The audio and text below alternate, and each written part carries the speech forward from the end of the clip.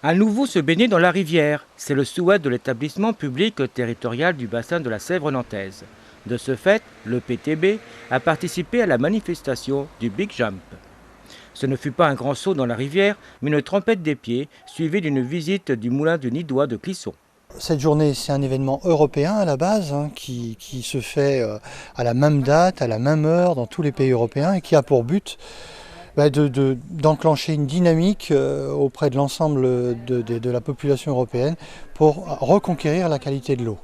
Donc on s'est inscrit dans cette démarche européenne, mais nous on avait besoin de le faire aussi parce qu'on était dans une thématique un peu particulière ici, puisque nous venons d'adopter ce que l'on appelle le SAGE, le schéma d'aménagement et de gestion des eaux, qui est en fait la feuille de route qui va guider nos actions pour les 5 à 10 ans qui viennent. Alors succinctement, quelles sont ces actions ? Alors, succinctement, parce qu'en fait, il y a des dizaines, il y a plus de 83 grandes thématiques, etc. Mais je veux dire, en fait, on peut résumer ça sur quelques petites choses. C'est reconquérir une qualité d'eau qui permette, dans l'avenir, de pouvoir nous baigner dans nos rivières. Voilà. C'est pour ça qu'on a voulu un petit peu faire cette action aujourd'hui. Et pour certains, le souvenir de la baignade en rivière est encore présent. J'habite Cerizay, donc en amont de la Sèvre nantaise. Nous les gamins de la campagne, dans les années 60, on n'allait pas à la piscine, on allait tous se baigner dans la Sèvre nantaise. Et sur ma commune, il y avait plusieurs baignades qui étaient répertoriées où les jeunes allaient, c'était des baignades sauvages, les jeunes allaient se baigner.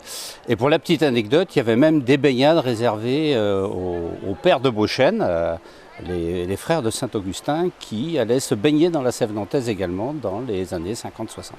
Et quel souvenir avez-vous justement d'être baigné dans un cours d'eau comme ça ? C'était assez extraordinaire parce qu'on se baignait au milieu de la végétation aquatique. Il y avait beaucoup de poissons. On était, non seulement on allait se baigner, mais on était aussi pêcheurs. Et je me souviens dans la rivière, quand on avait fini de se baigner, on allait chercher dans la vase des lamproies de plein air. Maintenant c'est une espèce d'intérêt patrimonial. Et on attrapait des lamproies dans les baignades pour ensuite capturer des anguilles avec des lignes de fond et des cordelles.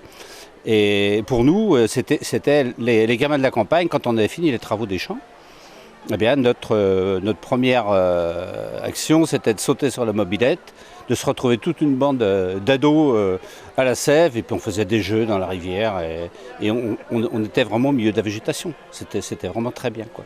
On se baignait aussi là où se baignaient les vaches. Et par contre, vous avez été témoin de la dégradation de l'eau.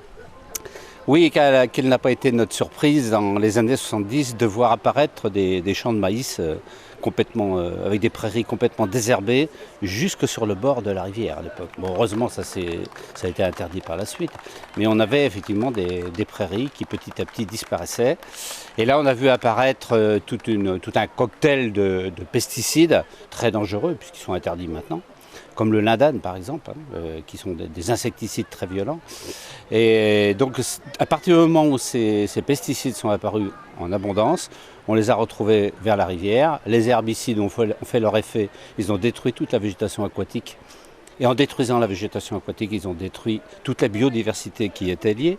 Et surtout, ce que les gens n'ont pas trop réalisé, c'est que cette végétation qui était dans la rivière était un système de phytoépuration, un système qui permettait à la rivière de s'auto-épurer et de conserver une eau propre.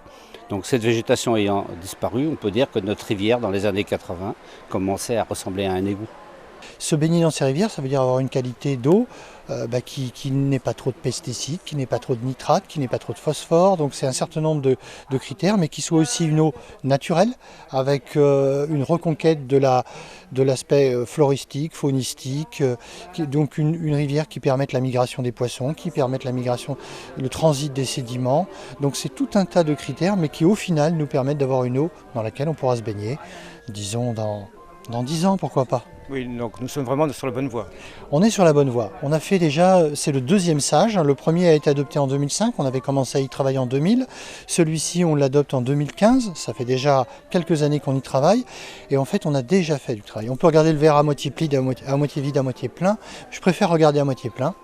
Donc on a travaillé, aujourd'hui on observe une grande évolution sur les nitrates. Ça on peut en donner le bénéfice à toute l'agriculture qui a modifié ses pratiques aujourd'hui et donc qui nous permet de voir ces améliorations. On voit aussi des améliorations, par exemple sur le phosphore, et le phosphore c'est plutôt les stations d'épuration. Aujourd'hui Beaucoup d'entités, de collectivités, de communes ont mis leur station d'épuration aux normes et ça c'est quand même un grand bénéfice. Maintenant il faut que tout le monde s'empare de ces objectifs, de ces réussites pour continuer. Continuer ça veut dire par exemple pour les pesticides où là on a un grand travail à faire. C'est tous les produits phytosanitaires. Les collectivités s'y sont engagées. Aujourd'hui on entend beaucoup parler du zéro phyto mais ça ne suffit pas. Ça ne suffit pas parce que le phyto, les produits phytosanitaires ce ne sont pas seulement l'agriculture, ce ne sont pas seulement le Roundup, le glyphosate, mais c'est aussi tout un tas de produits que l'agriculture n'utilise plus depuis parfois 10 ans, 15 ans. Donc d'où proviennent-ils? Ils proviennent de tout le monde, ils proviennent de tous les particuliers, ils proviennent des nettoyeurs de toiture, de façade, ils proviennent d'un certain nombre de produits ménagers tels que les lessives, et donc là c'est tout le monde qui est concerné. En espérant que toutes ces actions puissent aboutir aux souhaits de l'EPTB.